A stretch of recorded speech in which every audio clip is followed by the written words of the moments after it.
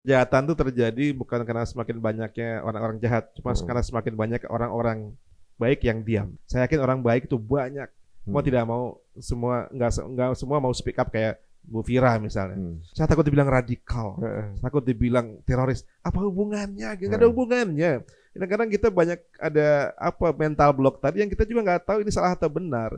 Jadi itu yang mungkin tadi literasi kuncinya juga karena speak up lah gitu. Karena kan hadisnya jelas kalau kita melihat kemungkaran kita lawan dengan ya bil yadin dengan tangan atau bil lisan dengan lisan yang terakhir dengan hati. Itu ya selama-lamanya iman.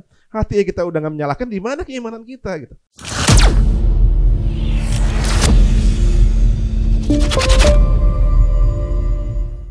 Jadi mereka nggak bilang saya mau tinggal di sini, mau nikah di sini, mau kuliah di sini, enggak. Kami mau kembali ke Gaza ke titik kami tertembak. Itu kemuliaan buat kami, Nah itu yang maksudnya persepsi itu kita nggak punya gitu. Iya, karena kita nggak tahu ya bagaimana mereka tarbiyahnya sebagai seorang warga tuh kayak begitu biasa, gitu. Kita kan pengen cari selamat ya. Kalau mereka punya ibaratnya emang kepengen keluar dari Gaza, udah kosong dari kemarin itu. Ya kan? Betul. Ya kan emang itu yang diinginkan Amerika kan. Udah kosong gitu kan. Udah pergilah kalau emang boleh kalau emang kepengen kabur semua tuh emang. Saya setuju kalau memang Indonesia jelas bisa menjamin mereka bisa kembali. Tapi jangankan Indonesia, negara lain aja nggak bisa. Negara tetangganya aja nggak bisa menjamin mereka untuk kembali gitu kan. Saya setuju kalau mereka bisa kembali. Oke, berapa lama? Ya, tapi kan itu nggak ada. Jadi menurut saya di internal kita aja tuh nggak jelas masih. Misalnya beberapa pekan yang lalu itu kan Kemenlu udah jelas, bahkan ada rilis resmi dari Kemenlu yang saya nggak cari-cari, tiba-tiba datang ke WA saya karena saya kenal beberapa yang suka ngundang-ngundang saya ketemu Kemenlu. Ada rilis bahwa kami tidak pernah membicarakan masalah evakuasi warga Gaza di Indonesia ke Indonesia. Tiba-tiba kan ada pernyataan seperti ini. Berarti apa? Secara internal ini belum clear. Apa harus kita lakukan? Sebagai presiden kalau udah jelas berarti langkahnya begini ternyata kan enggak gitu kan. Nah maka menurut saya ini cuma ucapan populis bisa jadi untuk menunjukkan bahwa keberpihakan. Iya, tapi ternyata toh ini bukan yang terbaik, bukan saatnya mungkin atau mungkin bukan ini satu-satunya solusi. Kayaknya enak kapan-kapan ngobrol sama Pak Anies Mata kali ya, beliau kan wamen lu ya. Coba aja ditanya, boleh juga ya kan? sih ya. Kita kepengen tahu pendapat juga karena berada di lingkaran terdalam kan. Selama ini kan kayaknya beliau banyak juga terima teman-teman aktivis gitu ya. Saya kepengen apa pendapat beliau terhadap hal ini gitu. Apakah beliau tiba-tiba kan dulu mantan aktivis juga tuh. Sekarang mau tetap aktivis atau enggak, kita perlu tanya juga gitu. Ketemu berapa kali beliau memang dalam posisi berpihak dengan Palestina dan mengakomodir upaya untuk perdamaian terakhir kan. Dan ini kemarin juga belum lama Kak, saya juga diundang ke Balai Sidang di sana. Ada satu program semestinya grup dari MPR mau ke Gaza waktu itu dengan Bang Onim di pertengahan Ramadan kemarin. Gitu. Namun dengan kondisi kayak gini kayaknya nggak mungkin ya, apalagi udah nggak kondusif. Iya. Semestinya kan ceasefire selesai. Itu saya pertanyakan juga itu sebenarnya. Orang ceasefire yang pertama belum kelar, itu udah bilang mau ke Gaza itu nggak mungkin. Karena ceasefire itu kan ada 3 tahap kemarin. Tahap pertama juga belum kelar, tapi kita udah berkoar-koar mau ke Gaza. Is it so easy? Kan enggak gitu. Ya, sebetulnya yang kita butuhkan sekarang itu tadi kata Mas Profesor ini bahwa ya memang powernya gitu harus kita kuatkan lagi, power Indonesia ini powernya gitu kita. loh. Marwah kita untuk daya tawarnya kali ya. Dengan kata lain, kalau soal kemanusiaan sebenarnya kita udah melakukan sejak lama. Jadi dibutuhkan tuh power sih dari Indonesia sebenarnya. Jadi bukan cuman ungkapan bahwa kita mau bantu cara kemanusiaan, udah clear kok, kita udah bisa bantu kok, udah ada rumah sakit, udah ada sekolah yang kita bangun, ya lembaga-lembaga tahfiz, berapa banyak orang-orang Indonesia kan yang membantu rakyat Indonesia. Tapi secara political itu apa? What have we done? Nah ini yang ditanya. Secara politis itu yang dibutuhkan. Yang lebih konkret sebagai zamannya Ibu Rini dulu. Ibu Retno. Bu Rini. Oh iya, Retno betul. Kan termasuk konkret juga tuh. Konkret. Tapi sorry to say bahwa kalau saya lihat ini, saya tuh butuh sebenarnya sebuah kecaman keras dari pemimpin Indonesia ya. Kita mengecam itu, kita belum pernah dengar ya. Oh, Ya nggak sih? yang tuh statement. Nah itu mungkin salah satu menunjukkan powerless-nya kita gitu. Ya. Seperti Cina kemarin ya. Kayak ragu-ragu gitu kalau bilang itu genocide. Yang bilang genocide kan bukan pemerintah kan, soalnya kan negara lain kan bilang you commit genocide gitu kan. Dan Indonesia tuh kayaknya belum pernah tuh, ada yang nggak tahu, Mas Heru pernah dengar nggak? Nah nggak ada. Malaysia lebih vokal. Nah iya, kalau Malaysia jelas. Kemarin terakhir luar Cina yang beri pernyataan bahwa nggak boleh ada yang lebih mengintimidasi yang lain, yang ngomong begitu kalau nggak salah. Bukan pemimpin tapi Menteri Luar Negeri yang nggak salah ya. Bicara seperti itu, menarik juga tuh. Nah bicara soal hak asasi sendiri atau pengungsian gitu, atau pengungsi, sebenarnya peraturan dunianya kayak gimana sih gitu? Misalnya gini, sekarang ini udah jelas terjadi genocide. Udah, mereka kan, ya kita tahu ya, tim mereka tuh selalu punya alasan playing victim. Pasti yang jadi alasan adalah kejadian 7 Oktober. Iya, gara-gara mereka yang mulai, gua balas kayak gini, sekarang baru deh jadi kan gitu ibaratnya. Jika pun pakai alasan yang itu, ini pun udah kelewatan jatuhnya kan. Maksudnya ya dunia internasional pasti punya lah standar-standar itu kan. Nah sebenarnya yang diatur seperti apa sih di internasional? Kemudian ini udah lewat belum gitu? Lewat banget. Ada namanya hukum humaniter internasional atau international humanitarian law yang aturan dibuat oleh ICRC, Palang Merah Internasional. Di kita mungkin PMI lah ini ya, BSMI mungkin yang lainnya. Itu ada aturan namanya Geneva Convention tahun 49, ada Den Haag Convention tahun 1907 dan 1899, aturan tentang mana yang disebut perang, mana yang bukan perang. Artinya disebut sebagai the means and method of war. Metode dan cara berperang itu diatur. Kemudian sebab berperang itu diatur, mana yang disebut perang itu yang justified. Karena ada perang yang memang boleh berperang, ada perang yang bukan perang, tapi lebih ke invasi. Perang itu boleh kok aturan internasional dalam rangka 2 hal. Pertama adalah self defense, bela diri. Kedua karena melaksanakan mandat dari PBB untuk dalam rangka menciptakan perdamaian dunia. Misalnya misi kemanusiaan, intervensi kemanusiaan buat menciptakan perdamaian. Itu namanya 2 syarat untuk bisa melaksanakan perang. Kemudian kalaupun perang harus terjadi, itu juga ada namanya harus berlangsung secara tetap legal dan legitimate alias humanis. Jadi ini emang agak aneh, cuma konsepnya perang yang humanis gitu. Nanti perang itu memang harus memerangi yang memang harus diperangi, bukan memerangi orang yang tidak boleh diperangi. Misalnya nggak boleh bunuh orang sipil, kecuali sipilnya bersenjata. Nggak boleh bunuh perempuan yang nggak berperang, bunuh anak-anak, hancurkan rumah sakit, wartawan, jurnalis. Ada itu peraturan itu? Jelas itu di Konvensi Jenewa, jelas sekali. Juga jangankan itu, tentara lawan aja yang luka-luka nggak boleh diperangi, yang udah menyerah luka-luka tawanan perang nggak boleh diperangi, nggak boleh langsung dibunuh, nggak boleh. Apalagi yang netral betulan kayak tenaga medis, jurnalis, pekerja sosial kemanusiaan itu harus dilindungi.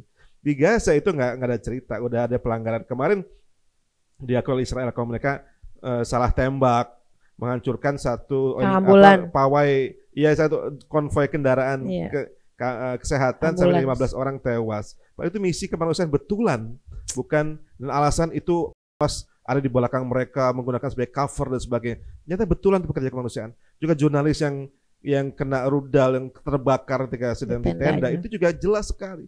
Belum rumah sakit yang hancur 27 dan sebagainya, sangat banyak. Jadi udah istilahnya ada belatan lah bahasa Inggris, sudah terang-terangan. Blatantly. Udah terang-terangan, udah nggak ada ngablak udah itu. Udah ngablak kata orang Betawi. Udah kurang apa lagi itu mengatakan ini ada kejahatan kemanusiaan. Jadi ada 5 minimal Mas di sana. Pertama genocide, ethnic cleansing. Kedua adalah crimes against humanity, kejahatan kepada kemanusiaan.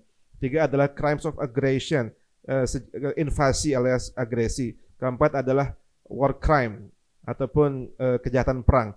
Kelima adalah apartheid alias politik diskriminasi kepada orang-orang non Israel dengan orang-orang Palestina. Keenam adalah terorisme negara. Jadi kita tuh jangan ragu mengatakan mereka teroris. Sekarang yang dianggap hanya pasukan-pasukan perlawanannya, yang orang Palestina disebut teroris. Israel nggak pernah disebut teroris. Itu dia kan teroris sebetulnya. Saya nggak pernah menyatakan walaupun saya akademisi, itu teroris negara. Itu teroris resmi. Itu negara teroris. Nah, negaranya udah. No doubt. Tapi itu nggak pernah diucapkan oleh Amerika Serikat. Padahal itu dari segi ilmu pengetahuan yang saya pelajari itu sudah terpenuhi unsur negara teroris. Jadi tapi yang dituduh selalunya yang masuk daftar CIA, daftar Eropa, malah yang sebaliknya pada pejuang kemerdekaannya gitu. Jadi memang dunia sedang tidak baik-baik saja. Karena ukuran siapa teroris, siapa orang baik itu bukan dari fakta lapangan, cuma dari siapa yang menafsirkannya, yang lebih punya power di media. Ini yang jadi masalah sih. Jadi kayak lagi perang itu ada aturannya, ada hukum humaniter, ada hukum pengungsi, ada syarat-syarat sahnya berperang. Cuma sekali lagi di lapangan nggak berjalan. Bayangkan Amerika begitu ngotot ngurusin Ukraina ya, mengatakan Rusia telah melakukan kejahatan di sana, intervensi, bahkan ngundang Zelensky ke Gedung Putih, ketemu dengan Donald Trump. Cuma itu nggak, dan ICC pun begitu getol mengurusi Ukraina dengan support dengan negara Uni Eropa. Tapi hal yang sama tak terjadi dengan Gaza. Amerika mengatakan itulah self defense, Israel self defense, kan diserang duluan. Lah, yang menyerang sejak tahun 48 siapa? Iya. Standar ganda ya. Kenapa cuma melihat tahun 2023 doang gitu? Bahkan pernyataannya jelas-jelas untuk menganeksasi, membangun lebih banyak settlement itu udah terang-terangan banget kan. Trump sama Netanyahu kan itu juga nggak ada, nggak ada sanksi. Nggak gitu. ada sanksi. Itu sebenarnya kalau kita lihat ya, pemaparan dari Prof tadi bahwa peraturan dari peperangan itu mirip dalam Islam ya. Mirip banget dalam Islam. Sebagian berangkat dari nilai Islam. Yang dalam perang tidak boleh meracuni sumur, nggak boleh, jangan tanaman pun nggak boleh dipotong, kayak ada urgensinya kan. Binatang ada urusannya. Dibunuh, itu emang sebagian rumah ibadah. Sebagian berasal dari norma-norma agama, termasuk agama Islam. Bayangin berapa sekarang wartawan yang dan lebih dari 200 orang. Tenaga medis ini bahkan dari luar negeri aja kena. Luar negeri kena. Anak kecil yang nggak ikut berperang. Udah yang kepalanya nggak ada segala macam. Dan ini semua kalau dibilang blatant tadi cuma yang tercover oleh media. Iya, betul Mas. Ya berapa banyak yang nggak ketahuan tuh videonya, dia nggak bisa ngapa-ngapain, jadi nggak ada barang bukti. Itu kan yang ambulan kan justru karena ketemu videonya kan. Iya, kalau nggak ketemu videonya nggak diakui itu. Nggak diakui. Betul. Itu ketemunya mereka dikubur habis dilindis pakai ini bulldozer. Mayatnya itu ketemu ada handphonenya. Untung yang nemuin bukan mereka ya. Nemuin dijual ke media. Medianya padahal media mereka ya yang mengeluarkan ya. Itu benar-benar sadis ya, proses dari orangnya hidup. Dia memvideokan, membuktikan bahwa ini literally pakai lampunya lah. Ini membuktikan yang bulan nyala gitu nggak diem-diem. Kan bilangnya diem-diem. Di videonya jelas-jelas nunjukin dia ambulan. Dieksekusi dari masih hidup sampai syahadat sampai akhirnya meninggal. Tapi beberapa narasumber kita bilang di sini itu rekamannya sengaja dimatikan dulu sebelum ditemuin. Jadi nggak ditemuin sama merekanya. Kalau dimatiin nggak ada rekaman itu. Dimatiin dia simpen, berarti dia udah tahu kalau dia bakal mati. Masih itu ya, masih punya taktiknya, siasat gitu ya untuk dia mengabarkan. Taktik apa yang terjadi kalau dia mati. Itu bayangin nih orang Gaza.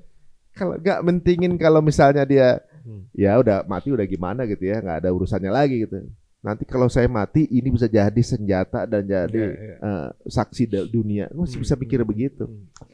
Itulah dia yang membedakan. Dan kalau sekarang kita lihat ya seperti ini, bahwa berarti peraturan dunia itu diatur dan dibuat oleh justru mereka-mereka yang punya sejarah menjajah. Jadi peraturan dibuat oleh si penjajah. Betul. Termasuk juga yang blunder itu adalah Israel ya. Dulu kan dia jumawa karena dia menganggap diri sebagai korban. Jadi korban Holocaust ya. Itu terus yang dinaikin ya. Itu dia naikin dan dijadikan alat dia untuk termasuk membangun instrumen HAM itu dari situ. HAM itu termasuk lahirnya karena sebagian kena peristiwa Holocaust di HAM itu gara-gara itu. HAM yang salah satunya UDHR yang 448 itu termasuk berdirinya UN. Kemudian HAM universal deklarasi itu lahir antara karena Holocaust di Jerman. Polandia dan Ceko dan sekitarnya. Jadi mereka itu yang terus memang betul ada pembantaian betul. Cuma yang kemudian sekarang terjadi kebalikannya. Terus yang dulu korban sekarang jadi pelaku. Itu digunakan oleh Afrika Selatan untuk melawan Israel di Mahkamah Internasional di ICJ. Karena Afrika Selatan kan memang tidak ada kepentingan secara langsung. Mereka jauh kok dari Israel. Mereka juga kebanyakan bukan muslim. Cuma mereka pernah terjajah juga oleh apartheid dari puluhan tahun lamanya. Jadi solidaritas sebagai sesama negara-negara yang terzolimi oleh kekuatan yang luar biasa. Dulu Afrika Selatan oleh kulit putih. Kemudian Israel sekarang kebalikan, dia korban sekarang jadi pelaku. Jadi istilah abuser ataupun jadi perpetrators. Jadi dan dia kadung mensponsori Genocide Convention tahun 50 dengan berpikir gue korban, jadi harus punya konvensi genocide. Sekarang kebalikannya, yang korban jadi pelaku dan digunakan oleh orang-orang mengatakan, lu kan sekarang pelaku, sekarang lu yang melakukan genocide, lu tanggung jawab. Jadi sebenarnya senjata makan tuan. Nah, kan misalnya nggak ada Gaza nih. Iya. Apa sih yang terbesar pernah terjadi kezoliman antar negara lain gitu, genocide? Apa Gaza yang terbesar? Yang paling lama, mungkin paling lama. Coba kalau kezoliman, Bosnia pun juga zolim ya. Kamboja, Khmer Merah, Pol Pot juga zalim. Rwanda 94 juga zalim. Cuma mereka selesainya cepat. Gaza kan berapa 78 berapa tahun sejak tahun 48 sampai sekarang. 77. Jadi panjang, zalim dan lama. Negara lain mungkin Bosnia 45 tahun selesai, Rwanda setahun selesai, Khmer Merah 4 tahun selesai. Kemudian kasus yang lain Sierra Leone rata-rata ya bilangannya tahunan lah. Kalau yang ini kan sampai ya berapa dekade belum selesai. Jadi sejak UN didirikan pun Gaza sampai sekarang udah tetap dijajah. Jadi kayak normalisasi kalau dijajah itu Gaza itu dijajah gitu. Dijajah. Justru UN juga bertanggung jawab membuat terpecahnya Palestina, ya kan? Yang membagi Palestina di separation plan-nya itu kan dari lebih dari 50%-nya 54% malah diberikan kepada Israel daripada ke Palestina. Jadi dibangunnya UN itu salah satunya untuk meresmikan atau ada satu kesepakatan bersama seolah-olah yaitu Israel punya wilayah di Palestina. Iya, nggak guna sih PBB kalau sekarang mah udah, ya kan? Iya, udah nggak ada guna, percuma aja gitu kan. Jadi anggotanya mungkin yang membedakan mungkin sekarang anggotanya banyak yang kritis dan objektif. Kalau dulu pasti pro mereka semua tuh. Sekarang udah mulai banyak yang, karena mereka sudah mulai terbuka matanya, Mas. Negara-negara yang dulu mungkin kritis sekarang mulai melek bahwa kezoliman memang betul-betul ada. Jadi sekarang bukan isu agama lagi, Islam, Yahudi. Enggak, ini kezoliman yang nyata udah. Bukan, kita nggak ngurusin Yahudi lawan Islam, ini masalah kezoliman Zionis Israel dengan orang-orang Palestina. Bahkan negara bahkan yang saya salut dengan orang-orang Irlandia itu sangat vokal. Bahkan negara Amerika itu biasanya negara Amerika Latin ya, Kolombia, Bolivia, Venezuela, Meksiko juga. Meksiko itu bahkan saya mengusir dubes Israel. Bahkan paling itu Kolombia. Itu bukan Muslim, cuma karena mereka menilai ketidakadilan harus dilawan, memang betul. Tidak harus dilawan karena mereka pun juga punya mantan negara-negara jajahan juga gitu, harus dilawan. Oh, ada sejarah sejarahnya loh. Kolombia begitu vokal, Venezuela, Bolivia, Irlandia. Sementara negara-negara Arab sorry to say malah menghamba kepada sorry to say Amerika Serikat. Ataupun ada yang main belakang dengan Israel, normalisasi. Itu menyakitkan dan penghinaan luar biasa kepada masyarakat Palestina. Nah, ini kalau dibilang bukan isu agama aja lagi gitu ya. Secara politik banyak juga orang Islam yang ternyata mendukung. Itu sekalinya mendukung tapi beda ideologi dianggap kayak misalnya yang aktif kan malah Iran, Yaman. Yang mungkin dianggap bukan orang-orang Sunni. Itu malah dia paling ini orang pro dengan Hamas gitu. Orang malah itu nolong kagak malah ngeritik gitu. Ini kan akhirnya ya itulah belakang nggak tahu lah, itu urusan masing-masing ya. Cuma mereka udah nolong udah bagus gitu. Tipe Anda diam-diam aja di rumah nonton film enak-enakan, nonton Netflix sambil ngopi sambil apa. Itu lebih zalim ketimbang orang-orang yang menggadaikan nyawanya untuk menolong orang Gaza, saya bilang. Siapapun wajib ya bantu Gaza. Siapapun yang bantu Gaza itu diterima gitu. Siapa mau Syiah, mau non Muslim, mau siapapun gitu. Pertanyaan kita tuh bantu apa enggak gitu. Nah, ya itu. Hanya komen-komen doang gitu kan. Pasti narasinya di sini juga banyak yang susah kok gitu. Benar. Itu narasinya paling banyak. Di sini ngapain jauh-jauh, di sini banyak yang susah, itu narasinya. Tapi uniknya semua yang komen-komen begitu kalau kita cek akunnya bodong. Buzzer. Nah, itu. Jadi jangan baper lah ya. Jangan baper karena apa? Memang ada biayanya mereka untuk pencitraan itu. Karena kan mereka ada honor asbara. Mereka memang ada biaya pencitraannya untuk itu kan. Kalau kita lihat ini ada beberapa hal fakta unik, ini agak sedikit intermezzo ya. Bahwa produk-produk yang terboikot gitu kan, terboikot itu kan kita jadi di kegiatan kami kan nggak bisa bekerja sama untuk sponsor apa segala macam nggak bisa kan.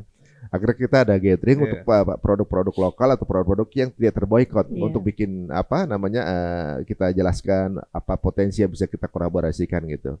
Ternyata ya di situ baru kita tahu bahwa kenyataannya bahwa para produk-produk ini ternyata tidak punya budget pencitraan. Jadi begini, dengan mereka misalnya satu pabrik Yang satu yang terboikot, yang satu bukan. Ini maklon di satu pabrik nih dengan produk kualitas yang sama, yang satu lebih terkenal. Karena memang ada budgetnya. Mereka tahu bahwa pencitraan itu adalah sesuatu marketing yang besar untuk produk. Nah, di sisi Muamalah Muslim ini belum nyampe ke sana kayaknya gitu. Ilmunya gitu ya.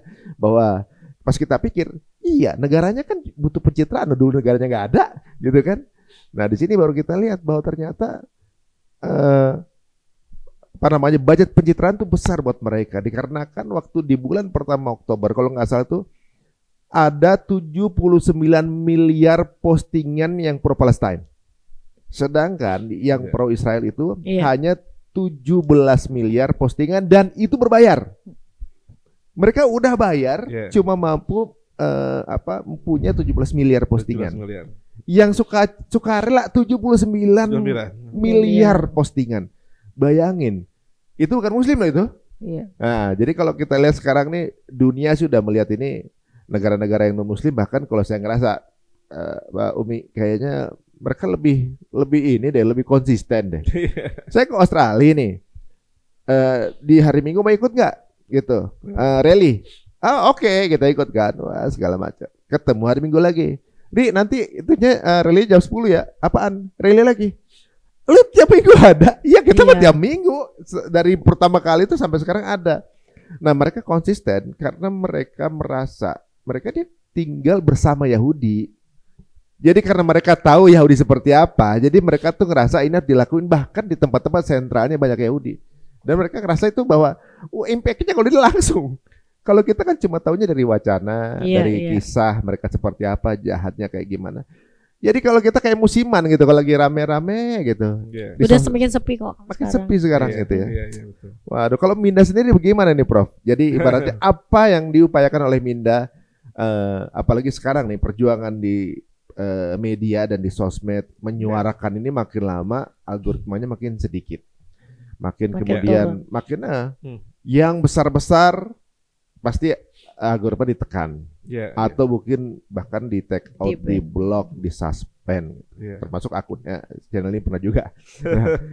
Jadi pressure itu yang membuat yang tadinya mendukung jadi nggak seksi untuk kemudian mendukung. Dan juga kelihatan sekali bahwa zaman sekarang semua adalah tergantung FOMO. Kalau viral bisa berada di tempat yang sama, dia ikutan FOMO berada di situ. Jadi biar ikutan tren. Nah, apa nih perjuangan yang akhirnya akan dijalankan oleh Minda dengan keadaan yang makin kesini makin berat sepertinya nih, makin berat untuk kemudian kita menarasikan gitu. Silakan Bro. Iya, makasih Mas. Minda ini core bisnisnya adalah advokasi. Advokasi ini bisa advokasi hukum, bisa advokasi media, kampanye. Artinya kita tidak fokus pada bantuan kemanusiaan, itu sudah banyak yang menghandle ya. Negara pun memberikan banyak bantuan kemanusiaan. Mungkin nggak kurang. Yang kurang itu banyak adalah Indonesia gitu. Iya, yang kurang adalah advokasi dalam bentuk advokasi hukum, advokasi media, advokasi politik, advokasi yang sifatnya beyond pengadilan gitu ya. Itu yang dilakukan negara-negara lain sekarang, kan Malaysia mengirimkan legal teamnya atau mensupport legal team untuk menyeret Netanyahu ke ICC di Den Haag misalnya. Itu yang kita masih kurang. Sementara negara tetangga kayak Malaysia itu sangat powerful. Malaysia ya jauh lebih sedikit dari kita penduduk, itu powerful dengan mengirimkan tim mensupport untuk legal, walaupun mereka bukan negara pihak dari ICC statute, cuma mereka juga mengirimkan tim lawyernya, membuat program kampanye, dan itu yang kita masih kurang. Karena kita masih fokus pada bantuan kemanusiaan, kita belum banyak, dan kita bagusnya memang jangan kerja sendiri, kita perlu koalisi internasional untuk support keadilan di Palestina. Dengan targetnya mungkin memenjarakan Netanyahu dan Jawafal dan sebagainya kepada entah ICC atau menggiring Israel bertanggung jawab di ICJ, apapun forumnya, ICC, ICJ, pengadilan lokal, nasional, itu bisa dilaksanakan. Nah, itu makanya itu perlu digedor, perlu ditekan, perlu di pressure. Itulah satu core business Minda, yaitu untuk advokasi. Dan memang kita nggak hanya fokus Palestina, kita juga concern dengan Rohingya, Uighur, Sudan, Somalia, dan juga termasuk warga non-Muslim sekarang. Karena ini bukan lembaga Islam, juga orang-orang terzalimi di seluruh dunia, bukan cuma masyarakat Muslim saja. Cuma yang awal ini yang paling harus diadvokasi memang Palestina, karena ini yang paling terdesak Palestina. Dan kita fokus pada bagaimana bisa membangun legal coalition, international support, international legal coalition, hand in hand dengan advokat di Inggris, Irlandia, Kanada, Australia, di mana-mana. Makanya yang sedang lebih vokal justru pengacara non Muslim ini kadang-kadang kita malu, Mas. Ya, itu dia. Saya punya teman lawyer orang Kanada, orang Australia, orang Irlandia, orang Swedia itu lebih vokal membela Palestina. Mereka nothing to do dengan mereka bukan Muslim, nggak pakai jilbab juga, bahkan perempuan ya gaul gitu ya. Cuma supportnya luar biasa kepada Gaza dan ingin menyeret Israel ke meja hijau di Den Haag. Itu yang kita malu kadang-kadang. Kenapa kita malah terlalu banyak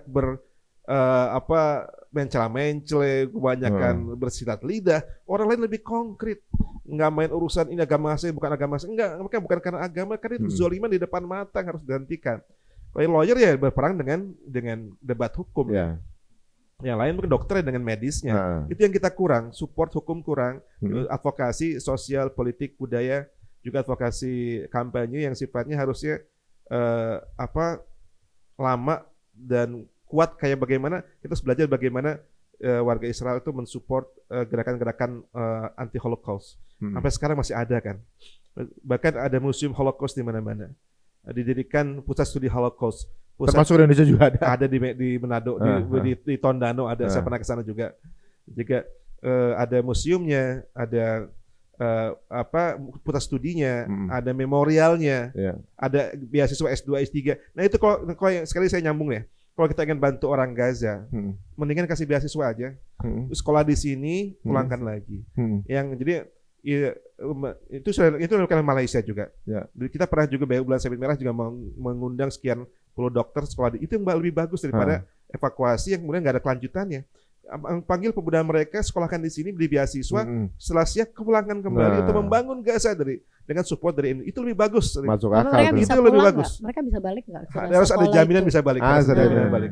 Iya, itu dia. Tapi apakah misalnya ada jaminan bisa balik dengan dasar hukum yang kuat misalnya? Iya. Tapi dipatuhi kan? Misalnya nggak pernah patuh. Iya. Ya kan kesepakatan harus selesai tanggal sekian, udah ngebom duluan.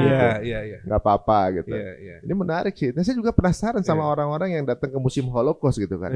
Ini korban Holocaust, ini yang selamat. Yang selamatnya itu justru menjadi pembantai zaman sekarang. Kalau kita pikir pas Holocaust, kenapa lu selamat sih? Kita pikir begitu. Iya. Kalau ternyata jadi kalau misal kita balikan ke era itu, orang jadi mikir, iya mungkin Hitler udah tahu ya orang-orang ini kayak begini kali, makanya. Saya kebayang nih ya. Mungkin nggak nih Pak Prabowo bisa nggak gitu ya? Oke lah kita terima lah 1.000, 2.000 orang gitu ya. Tapi ya dia udah ketemu nih sama Israel. Oke, saya udah ketemu sama Netanyahu gitu ya. Kita bisa kembalikan dalam waktu 2 tahun, 3 tahun. Kayaknya nggak mungkin deh. Nggak mungkin boleh kembali. Iya. Udah dianggap warga asing iya kalau kan? dari luar. Nah, nggak bisa, nggak jamin kan? Itu kan justru kan poinnya di situ, Mas. Bisa nggak dia balik gitu? Apakah kita malah mensupport mereka untuk mengosongkan Gaza sesuai dengan cita-citanya Trump ya? Jadi kayak mensupport dong. Jadi nggak salah dong kalau kita bilang, kok jadi mensupport keputusan Trump sama Netanyahu? Iya benar juga. Dan tapi ada orang nanya, jadi didiemin aja tuh warga Gaza yang ditembak-tembakin. Ya nggak gitu juga, kita harus bantu dia tapi jangan dikeluarkan dari Gaza. Soalnya yang menolong cuma kita doang gitu. Iya. Mungkin tolong Gaza bukan cuma orang Indonesia. Iya. Sebenarnya kalau kita mau ngomong begitu ya, mereka aja yang pergi kan selesai kan. Iya. Israel keluar lah. Udah keluar aja. Keluar, bantuan masuk, Mesir buka, udah. Ya, udah luasa ketimbang kenapa ya? Ada narasi yang ngomong, jadi tega ngeliatnya mereka dibantai begitu. Yang tanya, yang ngebantai yang lu bilang kenapa lu bantai kan gitu kan? Iya. Mereka aja suruh pergi. Tapi sekarang gini, Prof, saya penasaran. Iya. Masih mungkin gak sih menjarain ini orang? Si Netanyahu nih, ada nggak sih kemungkinan untuk menjarain? Kalau panjang kayaknya ragu. Secara hukum boleh, bisa. Harus. Secara politik susah. Harus bisa secara hukum. Karena dalam kasusnya mantan Presiden Duterte di Filipina bisa. Tapi itu harus ada ACC dari bos, yaitu presidennya langsung. Yang notabene lawan politik dia. Jadi gampang jadi. Ya, masalahnya Israel itu nggak kayak Filipina. Israel itu ada patronnya, yaitu Amerika Serikat. Dan juga nggak mudah jadinya. Jadi walaupun secara teori bisa, itu bisa banget. Cuma secara praktek sulit. Kalau bisa dibilang kurang mungkin lah. Kalau saya rasa ini kan namanya setiap waktu ada orangnya, setiap orang ada waktunya nih. Iya. Ntar pasti dia akan turun juga kan, beliau nih kan. Kemudian pada saatnya nanti dia udah nggak kepake istilahnya dengan Amerika, habis nih orang. Tapi Mas, Mulai dari presiden perdana menteri pertama Israel, ya, sampai kepada sekarang itu kan orangnya beda-beda. Masalahnya ideologi mereka itu, ya mereka teruskan kepada itu nggak akan berhenti. Walaupun Netanyahu mati nih, ditangkap apa ya berhenti? Yang gantiin tetap akan sama. Mereka itu hebat, dalam arti hebat itu apa? Mereka memang membuat bisa mentarbiyah ya. Mewariskan ideologi mereka itu dengan sangat kuat. Mulai dari perdana menteri pertama sampai sekarang ke perdana menteri keberapa udah 14 atau 15 itu nggak ada yang berubah kan? Benar juga ya. Kalau kita pikir apa ya? Netanyahu mati. Artinya ideologi Zionisme itu harus dia. Nah, ya sebenarnya yang harus kita berikan pemahaman kepada orang-orang itu adalah bagaimana wawasan bahwa ideologi Zionisme itu ada ideologi yang sangat buruk, paling buruk seluruh dunia, dan dia menghancurkan nilai-nilai kemanusiaan, menghancurkan segala nilai yang baik di dunia ini sebenarnya gitu loh. Nah, kita berharap kayak kemarin terjadi demo-demo pembangunan tenda-tenda itu ya, namanya encampment itu kan, aksi itu kan. Itu banyak orang Yahudi yang mereka ternyata memang mulai tergores, tergerus ya ideologinya bahwa ternyata Zionisme itu jelek loh. Itu kita berharap nih. Makanya saya ingat nih, ada seorang ulama waktu itu saya dari Palestina bilang gini, Palestina ya dikatakan yuhariruha thaqafatan qabla an tuhariruha ardon. Untuk membebaskan Palestina itu thaqafah kita terus bebas dulu. Baru kita bisa membebaskan Palestina. Jadi ideologinya itu dulu harus kita hancurkan.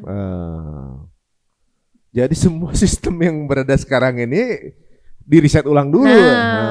Berapa lama? Kita kan nggak tahu mau berapa puluh tahun. Tapi kan minimal kita harus ada kontribusi nih buat anak-anak kita. Dan memang mereka sudah pencitraan bertahun-tahun seolah bahwa Amerika ini negara yang kuat, yang paling bisa ngancurin lu semua. Gara-gara nuklir ini, gara-gara Hiroshima Nagasaki, semua negara takut.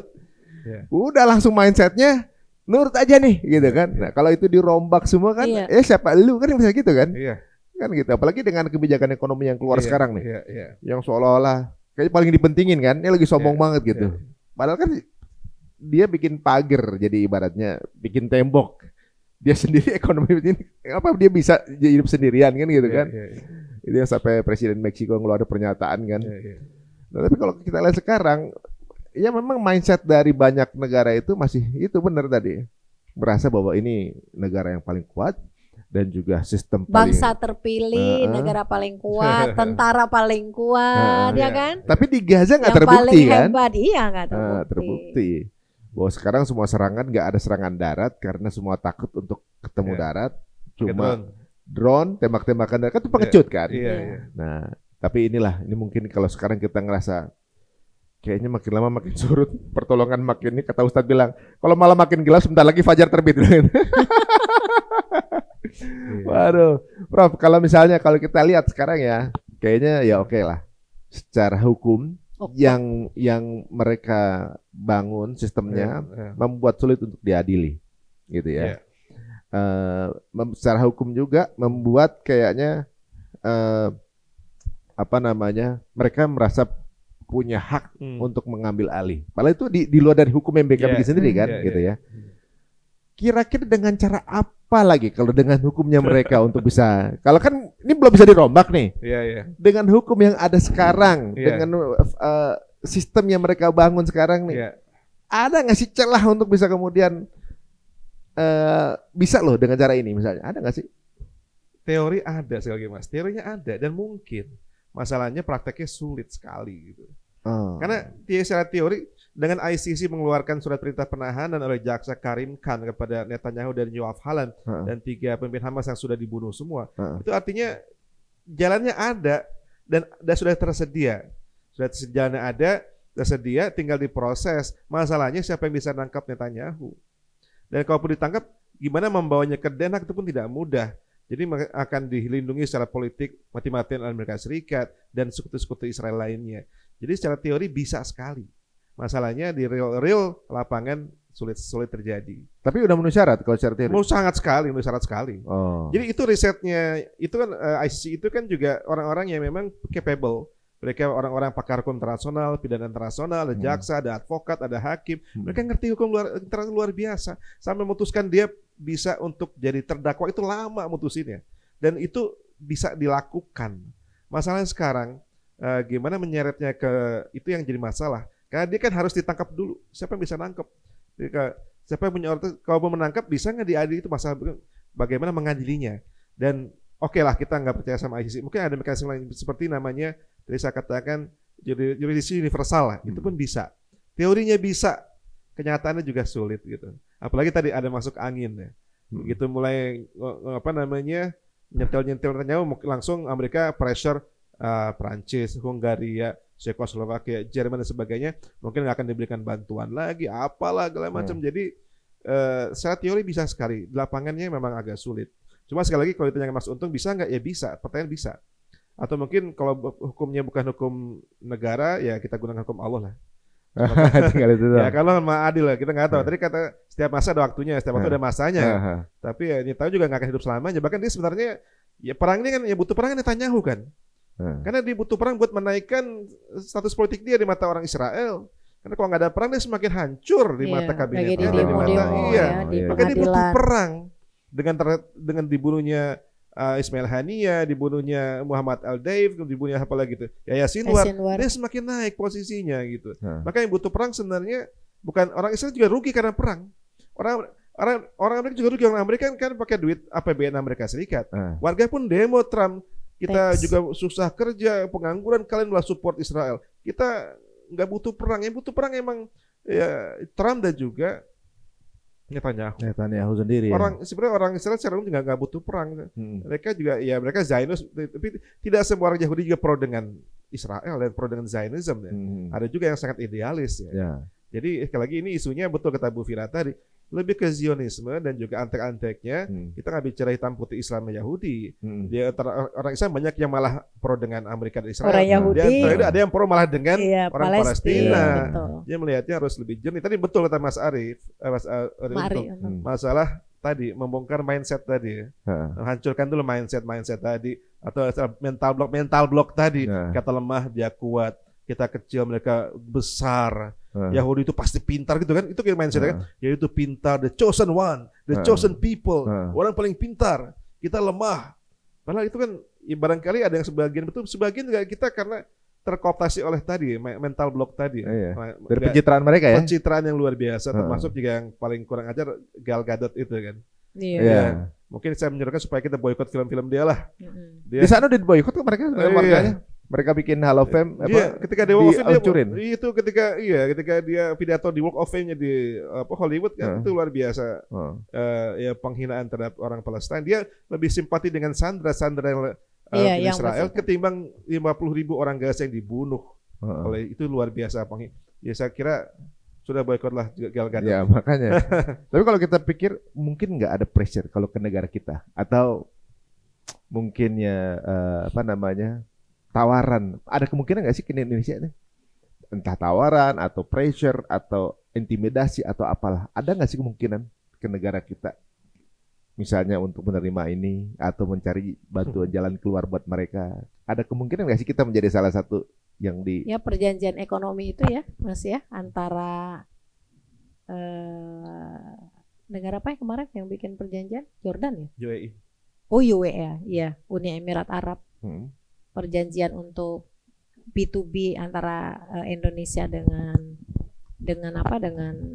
Dubai ya, dengan Uni Emirat Arab ya. Itu bisa jadi salah satu sisi ingin meningkatkan ekonomi Indonesia yang lagi hancur ini, bisa jadi, tapi juga harus bersahabat dengan sahabatnya Yordania dong gitu. Ya kan? Yordania kan sudah normalisasi. Sudah normalisasi ya? Sudah normalisasi udah lama. Ya. Tapi kalau warganya sih sebenarnya enggak. Iya. Karena warga Jordan di bawah 60 tahun nggak boleh masuk ke sana. Karena berarti takut juga mereka tuh. Dan banyak pengungsi juga kan, nggak bisa pulang kan. Walaupun tinggal nyebrang doang gitu. Nyebrang doang, kelihatannya gitu. Wah ini beruntung juga ya kita hidup di masa ini gitu ya. Kita menyaksikan betul ini pasti sejarah dicatat ini. Ini kejadian yang dicatat oleh sejarah, di mata Allah udah pasti juga siapa yang berdiri. Untuk mana, untuk pihak mana, ini pasti tercatat dan kita berada di posisi menyaksikan hal ini terjadi ya. Dan mudah-mudahan diselamatin juga nih keturunan kita semua dengan jangan sampai kita begini anak-anak kita. Penguatan ekonomi umat juga boleh Mas ya. Itu dia. Kenapa kan kita menjadi powerless tuh kan karena kita juga mungkin punya hutang ekonomi dengan Amerika ya kan. Tadi kan karena utang kan. Kata Rasulullah, Allahumma inni a'udzubika min ghalabatidain, dari pelitan hutang dan qahri rijal, kekuasaan orang. Kita kalau berutang sama orang punya di bawah kekuasaan. Ya, jadi powerless tuh. Makanya tadi Mas, peningkatan ekonomi, boykot Amerika, nggak cuma boykot Israel kan? Terkait dengan Amerika. Kalau Amerika benar kufri wal fakir, berarti jangan fakir juga kita nih. Iya. Mesti jadi orang kaya juga. Benar.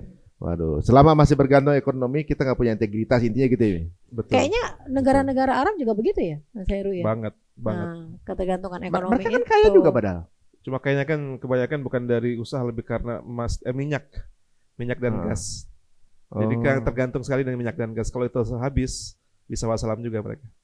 Ada yang bilang karena utang budi dulu dimerdekakan atau dibagi wilayah gara-gara memberontak dari kesultanan, bisa itu juga dibagi juga, kemudian punya kesepakatan jangan ngelawan. Iya, itu juga. Berarti emang ya orang-orang Islam juga banyak. Ayo kita angkat ekonomi dalam negeri. Ya itu. Kebuka jadi akhirnya kelemahannya di ekonomi. Bahwa semenjak 100 tahun yang lalu umat Islam cuma bolehnya ibadah doang, nggak boleh belajar. Pengkerdilan. Nah ini dia nih, siapa tahu dengan kejadian ini berapa tahun ke depan akan banyak tumbuh ilmuwan-ilmuwan, pengusaha-pengusaha agni yang sukses dari umat Islam. Kalau sekarang mungkin ya masih banyak kebergantungan. Ada pesan terakhir nggak Umi? Mungkin pesan untuk pemimpin negara kita atau juga untuk orang-orang yang sekarang ini masih salah mindset, ya dapat false information mungkin.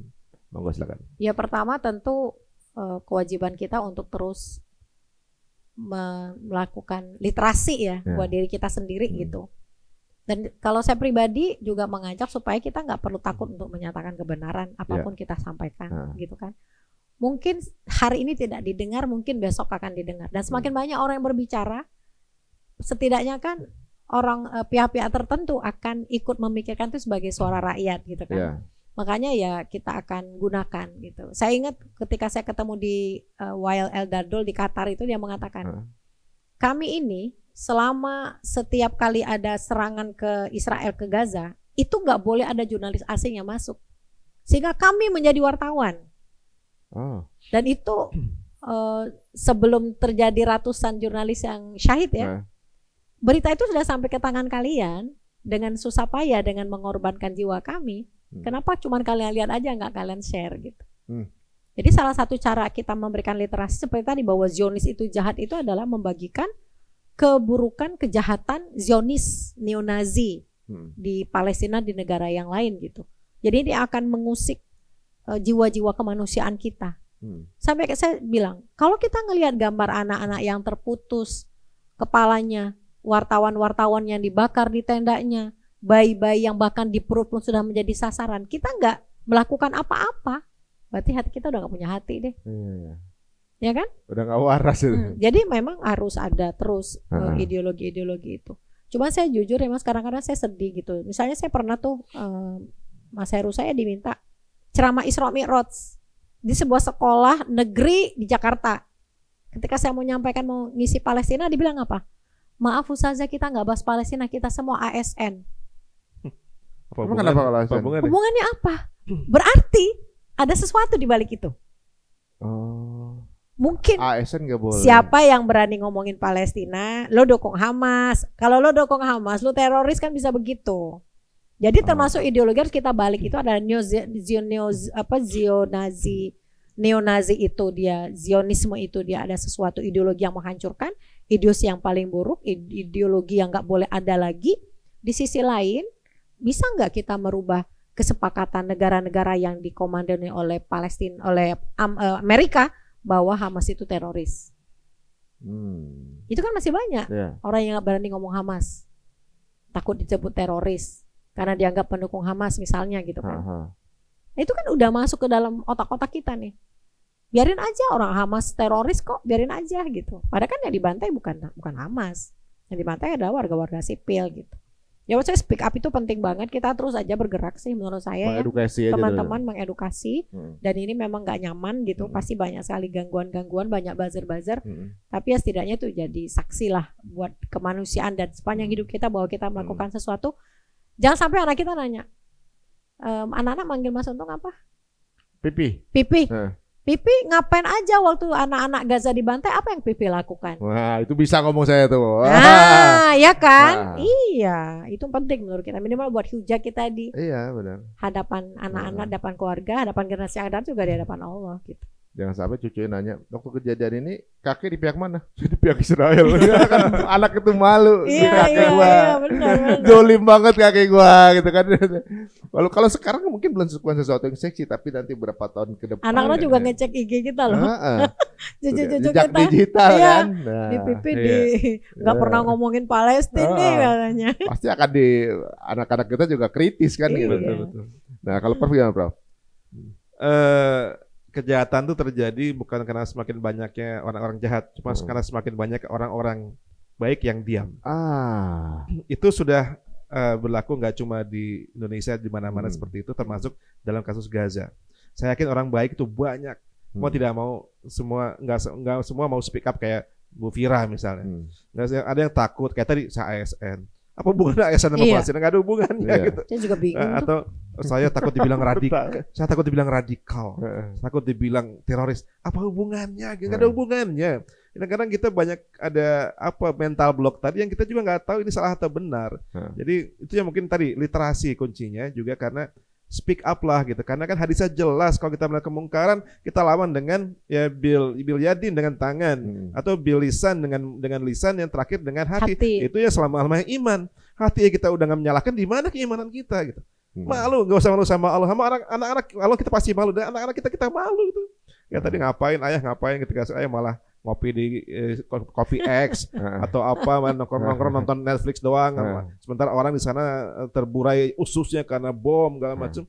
Jadi kita malu lah. Dan kita harus malu dengan orang-orang non Muslim yang luar biasa membela keadilan di sana. Saya ketemu dengan mereka di mana-mana, Mas. Saya juga dulu advokat Mafi Marmara dalam kasus Turki ya. Misi bantuan lain laut ya. Saya advokat 2 korban Indonesia yang kena tembak. Ikutan itu. Saya advokat tahun 2010 di Istanbul. Itu pengacara kebanyakan juga bukan Muslim, dari Swedia, dari Cyprus, dari Yunani, dari Irlandia. Itu luar biasa membela keadilan di situ. Kita malu dengan mereka. Kita malah enak-enakan nonton di sini, main terlena-lena dengan game online, dengan judol, dengan pinjol, dengan medsos. Dibikin sibuk sendiri. Makanya tingkatkan literasi dan punyalah hati lah, dan jangan diam. Karena kalau kita diam, bahkan kita membenarkan, tidak menyalahkan dengan hati kita pun, itu mereka di mana iman kita gitu. Tanggung jawab di mata Allah nanti. Itu berat tanggung jawabnya di akhirat nanti. Barangkali itu. Waduh, teman-teman semua ini makin mestinya ya kalau nonton sekarang, mudah-mudahan akan kembali ya mengkoreksi diri kita sendiri nih. Ini kita masih manusia nggak sih kalau kita kemudian kayaknya numb banget itu ya.